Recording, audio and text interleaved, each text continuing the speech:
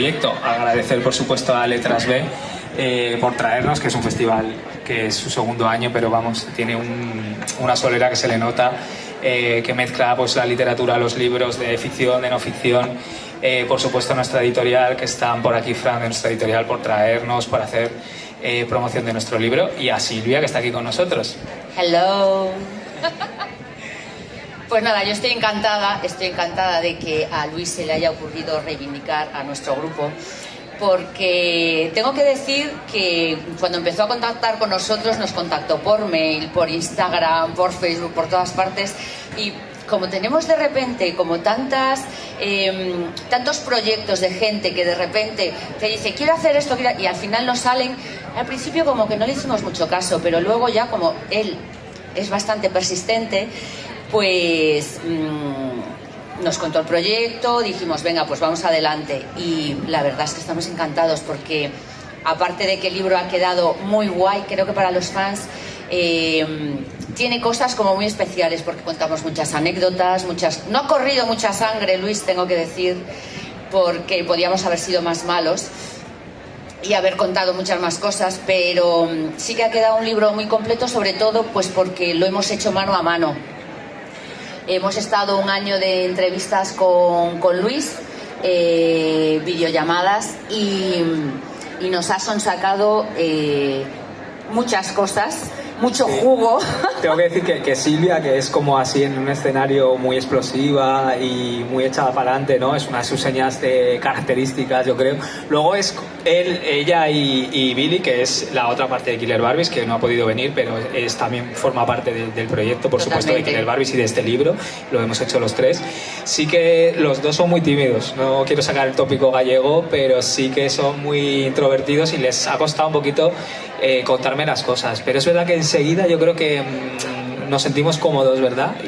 Sí, porque él tiene como una magia especial, y sobre todo porque al principio sí que estás como un poco más, te cuesta contar cosas, pero él como buen fan que es y que fue, que de hecho hay alguna carta que yo te he contestado y tal, alguna postal que te hemos mandado desde la India, no solo a ti sino a un montón de fans en esa época, pues sí que sabía muchas cosas y muchas historias del grupo que yo ni me acordaba.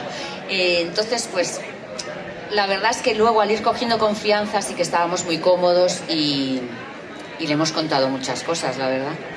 Además, veníamos esta mañana en el tren y bueno, habíamos coincidido alguna otra vez, pero así no tan íntimamente, y nos hemos preguntado a nosotros mismos cómo te has sentido ahora que has visto el libro entero y mucha parte de tu vida personal y profesional. Así que si quieres se lo puedes contar al público. Bueno, para mí ha sido, la verdad, es como hacer un backup y hacer una revisión de toda mi carrera, y ya no solo mi carrera, porque es verdad que al principio del libro hay pues un capítulo que habla pues sobre mi infancia, sobre cómo empecé yo en esto, cómo era de pequeña, y bueno, que son cosas que al final uno deja de pensar con el tiempo, ¿no? Como va pasando el tiempo, vas creciendo y tal, y yo no soy de ver mucho hacia atrás, entonces ha sido muy guay el poder recordar todo lo que hemos hecho y lo que hemos conseguido hasta el día de hoy, y la verdad es que me he quedado bastante sorprendida. Ha sido ha sido un trabajo muy enriquecedor personalmente. Y además, bueno, es un libro que hace una cronología de su biografía musical, también cosas personales, que esas nos ha costado más, pero al final hemos podido meter. Podéis ver una foto de Silvia Superstar de niña, incluso, y de adolescente. Si compráis el libro que está aquí en nuestra editorial de Applehead, que estaremos firmando después, pues podéis echarle un vistazo. Y bueno, me ha costado sí, dar esas fotos. No me las quería dar. Hasta el final yo creo que no me las dio. Pero sí que me apetecía un poco también hacer una figura de Silvia, ¿no? Como icono del grupo, y también como un icono pop de muchos fans como yo, que teníamos por fin un grupo que hablaba directamente a los fans, ¿no? Que les contaba cosas de la cultura pop. Yo la cultura pop la conocí por Killer Barbies, básicamente, ¿no? O sea, no por ellos, pero sí que por primera vez vi que había alguien como yo por ahí, ¿no? Y yo creo que esto es una cosa que le pasa a casi todos los seguidores de Killer Barbies, ¿no? Y entonces era todo como un grupo de amigos, ¿no? Que teníamos a Killer Barbies como una de nuestras reivindicaciones. Y a Silvia particularmente, porque... Hoy, en concreto... Eso, por ejemplo, cuenta eso. Hoy, en concreto, me ha enseñado una foto de su carpeta. ¿Y quién aparece? Aparece ahí. Sí. Aparezco yo, aparece con Barbarella. Con Barbarella y con películas de terror, alguna de Jess Franco. Es también. que Silvia es muy Barbarella, o sea, es la Barbarella española, es la Elvira española, y el libro reivindica muchísimo también su figura. Tengo que decir que me ha costado reivindicar su figura, porque cada vez que yo le decía, guau, es que Silvia, qué guay, mira qué foto, qué espectacular, siempre se me echaba un poco para atrás. O sea, no es una persona que se vea en ese sentido como una gran figura, ¿no? Era yo quien más hacía por adularla, ¿no? En este caso. Pero sin duda en el libro se hace esa radiografía de ella, ¿no? Como un icono total pop de nuestro país. Muchas gracias, me siento abrumada. Pero tengo que decir que también en el libro han participado muchos amigos. Lo que me gusta también es que todas las entrevistas que se han hecho han sido por separado, con lo cual yo no sabía en ningún momento lo que decía Billy o lo que decía el Dr. Gonzo, el guitarrista, o lo que decía. Cada uno ha dado su versión y su visión de lo que pasó en cada momento de la época del grupo, ¿no? De toda esta historia. Y me gusta mucho eso, porque al final yo creo que tenemos visiones diferentes en algunas cosas, y creo que está bien, ¿no? Que cada uno cuente su parte y cómo lo ha vivido en ese momento. Es verdad que luego salen muchos amigos como Alaska, Mario Vaquerizo ha hecho el prólogo, que ya había hecho el prólogo de otro libro que habían sacado nuestro, que había escrito Pablo Gil. Y sale Jesús Ordovás, por favor, Jesús Ordovás, o sea... Valeria Vegas también está. Valeria Vegas, a Jesús Ordovás le debemos un montón, porque fue al primero que le mandamos la maqueta, una maqueta que habíamos grabado en 8 pistas con 4 canciones, que sale también la foto en el vídeo, un cassette, y bueno, y se quedó prendado, le encantó, y a partir de ahí empezó a radiarlo un montón, y bueno, fue cuando empezaron a interesarse todas las compañías por nosotros. Sellos independientes y sellos discográficos grandes con los que creíamos que no teníamos mucho que ver, porque siempre nos ha gustado mucho tener el control de todo lo que hacemos, desde la imagen, la música, que nadie nos diga lo que tenemos que hacer. Y para eso lo mejor era estar con un sello independiente. Fue cuando al final decidimos firmar con Subterfuge. Y el libro, como por seguir con lo de la cultura pop, que es un grupo que ha promovido mucho la cultura pop, también, aparte de contar su biografía como telón de fondo, aparecen otros movimientos culturales de la época. Se habla un poquito del indie de los 90, se habla también del nuevo cine español en aquella época. Silvia empezó también en el cine con La matanza garrula la matanza caníbal de los garrulos lisérgicos. Se habla también de esa película, y siempre por supuesto, con sangre, siempre con sangre. También de la publicidad, de ese momento que hubo de explosión, ¿no? de todo este movimiento, y de las películas, que es una de las cosas que más le preguntan a Silvia y nos preguntan sobre el libro, que hizo 2 películas con Jesús Franco. Sí. La primera de 1996, Killer Barbies. Killer Barbies, y luego la segunda, que estábamos diciendo que hay escenas que se han grabado aquí, Killer Barbies versus Drácula. Aquí en el Parque Tivoli también se grabó la mayor parte de la película. Y bueno, ha sido una pasada trabajar con él, pues eso, porque es un gran referente para nosotros. Nosotros somos súper fans del cine de serie B, del cine de serie Z, del cine de terror y del cine de género, ¿no? Y bueno, pues estar rodando una película con él era fascinante, sobre todo porque era una persona que tenía tantas cosas que contar, que yo en las comidas recuerdo que siempre me sentaba enfrente de él y me quedaba boba escuchando todas sus aventuras, ¿no? Todo lo que nos contaba. Y luego que tenía una forma de trabajar muy parecida a la nuestra. Nosotros somos de primeras tomas, ahí está la frescura, ¿no? Entonces somos muy rápidos grabando, somos muy inmediatos en todo. Y Jess Franco también era así. No había más de 2 tomas en cada película. O sea, la segunda, si no estaba bien la segunda, pues ya pasábamos a otra. Pero bueno, me recordaba un poco a Roger Corman en ciertos momentos porque se iba inventando de repente escenas, ¿no? Y llegamos a pensar en algún momento si estaríamos rodando 2 películas a la vez, que era algo que hacía Roger Corman también para no pagarle más sueldo a sus actores. Grababa 2 películas a la vez y entonces ya les pagaba como una. Y llegamos a pensar en algún momento si estaría rodando 2 películas, pero no. Eran cosas que se le iban surgiendo, se le iban, se inventaba. Y al final, pues quedó esta gran obra que es Killer Barbies, la película. De hecho, en el libro hay un capítulo entero dedicado a Killer Barbies. Sale Santiago Segura, salen los productores, que también de Tomás Ciudadevilla y Piru Cavaquero, que produjeron la peli. Y es una peli que yo creo que... no sé tú cómo te sentiste, Silvia, cuando había tal explosión de la peli que todo el mundo quería verla, y sin embargo parece que en el libro se cuenta hubo una pequeña decepción con la gente que la vio. Hombre, porque, claro, es que una película de serie B que se lleve al cine es un poco extraño. Yo creo que lo que pasó es que la vendieron como una película... la película del año, indie, no sé qué, con sangre, con un director de cine de género, de culto. Entonces la gente se esperaba un peliculón. Y claro, de repente iban a verla al cine y flipaban, porque decían, ¿qué es esto? Si se ve muy oscuro, pero si ahora hablan en inglés, ahora hablan en castellano. O sea, no entendían nada, ¿no? Pues porque es una película de serie B, claro. A mí que me encanta ese género. Bueno, yo tengo que decir que lo pasé muy mal en el estreno en Madrid, que por cierto estaba Almodóvar y Alex de la Iglesia y se fueron de la proyección. Yo no sé si a fumar o yo creo que no volvieron ya, pero se me hizo bastante duro verme en la pantalla grande y aparte yo no me podía ir, claro, porque estaba sentada al lado de Jess Franco. Pero bueno, es lo que era. La gente se pensaba que iba a haber otra cosa y creo que no lo entendió, ¿no?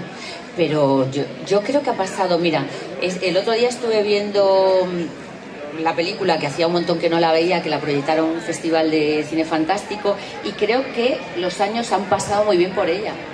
Totalmente, yo como también seguidor de cine y de Jess Franco, yo creo que sí, que es una peli súper importante, en el libro lo contamos, que ha pasado muy bien el tiempo por ella, y es importante porque reactivó la carrera de Jess Franco cuando estaba un poquito por ahí perdido. Es la primera vez que se le hizo un homenaje, como la gente del underground del país del momento, pues como que lo cogió como uno de sus referentes. A partir de esa película produjo muchas más, o pudo hacer muchas más. De hecho, se vino aquí a Málaga a producir muchísimas películas. Killer Barbies contra Drácula entre ellas, aquí en el castillo que tenemos detrás, y en el Tivoli. Ya meto la cuña, hay que salvar el Tivoli, eso también os lo digo. Y bueno, pues eso, que sí que se recibió con cierta frialdad, ¿no? Pero... porque se vendió de una manera errónea. Pero fue una peli que, como he dicho, como dice Silvia, ha pasado muy bien el tiempo por ella. Y si pero la volvéis que a nosotros nos daba igual, ¿eh? Nosotros estábamos encantados con haber formado parte de eso, y nosotros siempre hemos sido como muy... Nos de hecho, da sí, un poco igual que a la gente le guste o no, o se espere una cosa que no es, ¿no? Lo importante es estar tú satisfecho con lo que has hecho. Y luego, bueno, otra parte importante que se cuenta en el libro es el éxito de Killer Barbies internacional, que de repente hoy sí que estamos un poquito más acostumbrados, por suerte, a que artistas españoles pues puedan traspasar nuestras fronteras. En los años 90 pues los casos eran contados, siempre a todo el mundo se le ocurre un nombre, que es Héroes del Silencio, que triunfó en Alemania, ¿no?, en los años 90, pero poco más, ¿no? Quizá los cantautores tipo Rafael o cosas así, o en Argentina, pero poco más, ¿no? Y en cambio Killer Barbies traspasó nuestras fronteras. ¿Y sí, cómo viste esa aventura? Pues mira, es que realmente nosotros estábamos a punto de separarnos en ese momento. Nos ha pasado en 2 ocasiones de estar a punto de separar la banda porque ya habíamos cambiado de formación, teníamos otro guitarrista y otro bajista y no había como mucho feeling, y dijimos, bueno, yo creo que ya está, que nuestra misión ya caput, se ha acabado. Y justo recibimos una llamada de Alemania de Bogi, el director de una compañía que se llamaba Drakkar, que era un subsello de BMG, y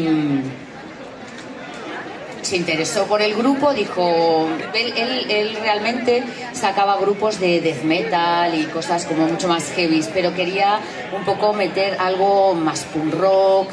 Y bueno, nuestra imagen le encantó. Aparte, en Alemania nuestra imagen y nuestra música gustaba mucho. Y bueno, pues dijimos, venga, pues al ataque. Pues no nos separamos. Y al final pues fue una pasada. Una pasada. Muy guay la experiencia, estar ahí en el escenario con los Misfits. Muy guay, la verdad. Y bueno, Killer Barbie se termina precisamente en una de sus mejores épocas, en Alemania, triunfando.